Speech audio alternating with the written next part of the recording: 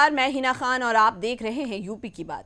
2024 लोकसभा चुनाव जैसे जैसे आगे बढ़ रहा है, सियासी पारा भी चढ़ता जा रहा है। इस दौरान सोशल मीडिया पर इलेक्ट्रॉनिक वोटिंग मशीन यानी ईवीएम मशीन के इस्तेमाल को लेकर चर्चा शुरू है।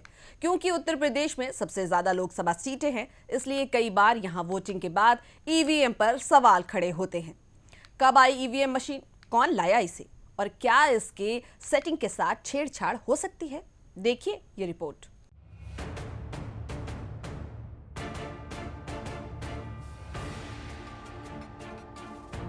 दो 2024 के चुनावी रण में अब तक 4 फेज की वोटिंग हो चुकी है।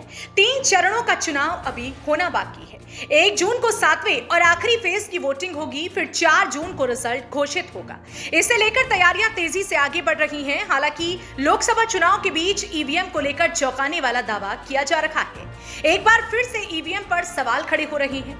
कई लोग ये दावा कर रहे हैं कि ईवीएम का इस्तेमाल 2009 से शुरू हुआ, लेकिन जांच में ये दावा फर्जी पाया गया है।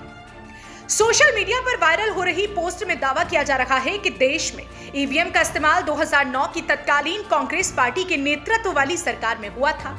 वायरल पोस्ट में यह भी कहा गया है कि अगर ईवीएम हैक होता तो पहले कांग्रेस ही इसे हैक करती।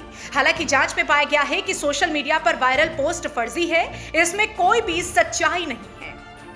ये पोस्ट पूरी तरह से भ्रामक पाया गया। 2004 में हुए लोकसभा चुनाव भी ईवीएम की मदद से ही कराए गए थे। इससे पहले कई विधानसभा चुनाव के दौरान भी इलेक्ट्रॉनिक वोटिंग मशीन का इस्तेमाल हो रहा था। 2001 में तमिलनाडु, केरल, पुडुचेरी और पश्चिम बंगाल विधानसभा चुनाव के दौरान सभी सीटों पर ईवीएम का इस्तेमाल किया गया था। इससे पहले भी अलग अलग राज्यों के विधानसभा चुनाव के दौरान चरणबद्ध तरीके से ईवीएम का इस्तेमाल हो रहा था, जिसकी शुरुआत 1998 में मध्य प्रदेश, राजस्थान और दिल्ली की 16 विधानसभा सीटों पर चुनाव से हुई थी। चुनाव आयोग की वेबसाइट पर मौजूद दस्तावेजों को चेक करने के बाद किया गया दावा भ्रामक निकला। मौजूदा जानकारी के मुताबिक 1998 में ईवीएम से चुनाव कराने के लिए सहमति बनाने के बाद दिल्ली, एमपी और राजस्थान में 16 विधानसभा सीटों पर चुनाव ईवीएम द्वारा हुआ था। उत्तर प्रदेश में चुनाव को लेकर क्या कुछ हलचल बनी हुई है, हम आप तक अपडेट लाते रहेंगे। आप देखते रहिए यूपी की बात।